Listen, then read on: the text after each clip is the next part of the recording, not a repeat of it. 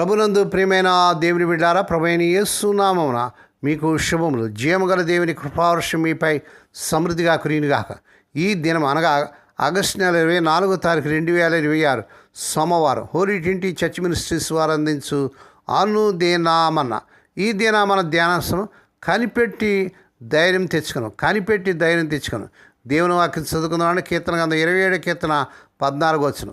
యెహోవా కోసం కనిపెట్టుకుని ఉండుము, ధైర్యం తెచ్చుకొని నీ హృదయం నిబ్బరముగా ఉంచుకోను. యెహోవా కోసం కనిపెట్టుకుని ఉండుము.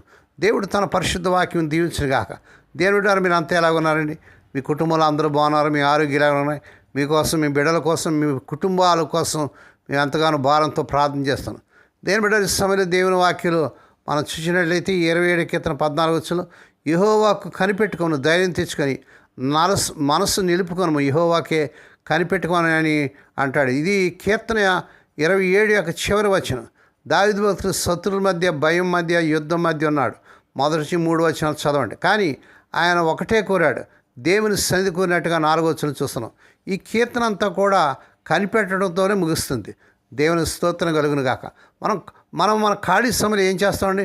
1930లో జాన్ మేనార్డ్ కీన్స్ అనే ఆయన ఆర్థికవేత్త ప్రచురించిన వ్యాసంలో ఆలోచన ఉంది. అందులో ఒక 100 సంవత్సరాల సాంకేతిక మరియు ఆర్థిక పురోగతి మానవులని రోజుకు 3 గంటలు మరియు వారానికి 15 గంటలు మాత్రమే పనిచేసే స్థాయికి తీసుకొస్తుందని కీన్స్ గారు చెప్పాడు. కీన్స్ గారు తన ప్రసిద్ధ వ్యాసాన్ని ప్రచురించి అప్పటికి 97 దాటింది. అయితే సాంకేతిక ఎక్కువ విశ్రాంతిని సృష్టించడానికి బదులుగా మన గతంలో కంటే మరింత తీరిక లేకుండా చేసింది. మన రోజులు నిండిపోయాయి. మరియు ప్రయాణం, భోజనం తయారీ వంటి రోజువారి పనులకు తక్కువ సమయం పడుతుంది. మనం ఇంకా తొందరలోనే ఉన్నట్లుగా చూస్తున్నాం. దేవుని వాక్యం చూసినట్లయితే మొదటగా యెహోవా కనిపెట్టుకుంటాడు 2 సార్లు చెప్పాడు. దావీదు భక్తుడు దీన్ని 2 సార్లు ఎందుకు చెప్పాడంటే ఇది చాలా ముఖ్యం. కనిపెట్టడం, వెయిట్, చేతులు కట్టుకొని కూర్చోవడం కాదు. హిబ్రూలో కావా అంటే తాడును పేరడంలాగా, అంటే దేవునితో నీ ఆశని, నీ బలాన్ని ముడివేయడం అనమాట. ఆయన సమయం కోసం నువ్వు నమ్మకంగా వేచి ఉండాలని యెషయా 40:31 వచ్చింది. యెహోవా కొరకు ఎదురు చూసేవారు నూతన బలం పొందుతారని చూస్తున్నాం. రెండవదిగా ధైర్యం తెచ్చుకోవాలి. నీ పరిస్థితిని చూసి భయపడకు దేవుని బిడ్డ. ధైర్యం నీ నుండి రాదు, దేవుని నుండి కనిపెట్టడం వల్ల వస్తుంది. దావీదు గొలియాతు ముందు కూడా ఇలాగే ధైర్యంగా ఉన్నాడు. దేవుని స్తోత్రం కలుగును గాక. దావీదు జీవితంలో ఒక అద్భుతమైన సంఘటన జీవితం యొక్క హడావుడిలో ఏ విధంగా స్థిరంగా ఉండాలో చూపిస్తుంది. దావీదు భక్తుడు సౌలు రాజు నుండి అతను చంపడానికి ప్రయత్నిస్తున్నాడు, పారిపోతున్నాడు. అతడు మోయాబు రాజుకి ఇలా అడిగాడు, దేవుడు నా కోసం ఏం చేస్తాడో నేను తెలుసుకునే వరకు నా తండ్రి మరియు తల్లిని వచ్చి మీతో ఉండనిస్తారని అడిగాడు. ఆ మొదటి సమయం గ్రంథం 22:3 వచ్చును. దావీదు భక్తుడు చేతుల నిండుగా పని కలిగి ఉన్నాడు. అతను సౌలు యొక్క హత్యా ప్రయత్నం నుండి తప్పించుకోవడానికి మరి అతని కుటుంబాన్ని కూడా మరి అందించడానికి, ఆదరించడానికి ప్రయత్నిస్తున్నాడు. అయితే తన తొందరపాట్లో కూడా అతను దేవుని కోసం వేచి ఉండడానికి సమయం తీసుకుంటున్నాడు.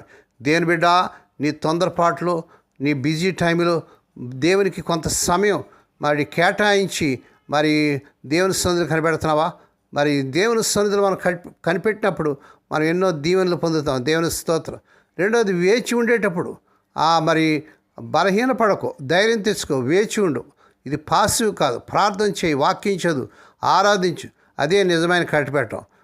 మూడవది, నీ చూపు యెహోవా మీదే, అంటే ప్రభు మీదే ఉండాలి. 2 సార్లు యెహోవాకే అని చెప్పాడు దావీదు భక్తుడు. సమస్య కాదు, మనుషులు కాదు. సమస్యకు పరిష్కారం అయిన దేవుని వైపు చూడు.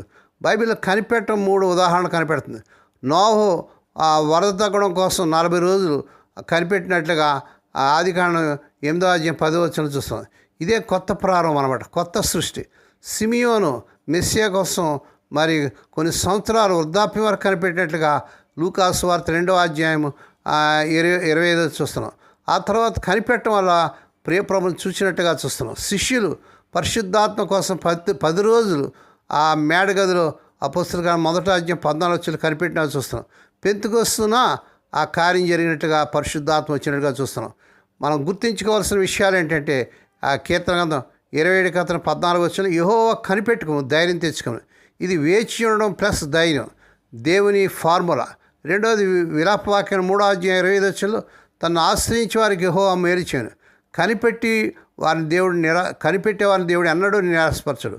మూడవది సామెతలు 20:22 యెహోవా కొరకు కనిపెట్టుకొని ఆయన నిన్ను రక్షించును. పగ తీర్చుకొని వద్దు దేవుని బిడ్డ, దేవుని సన్నిధిలో కనిపెట్టు. జీవితం యొక్క ఉన్మాదమైన వేగంతో మనల్ని ఈడ్చినప్పుడు మనల్ని ఆయన శాంతిలో ఉంచగల ఆయనను మనం విశ్వసించవచ్చు.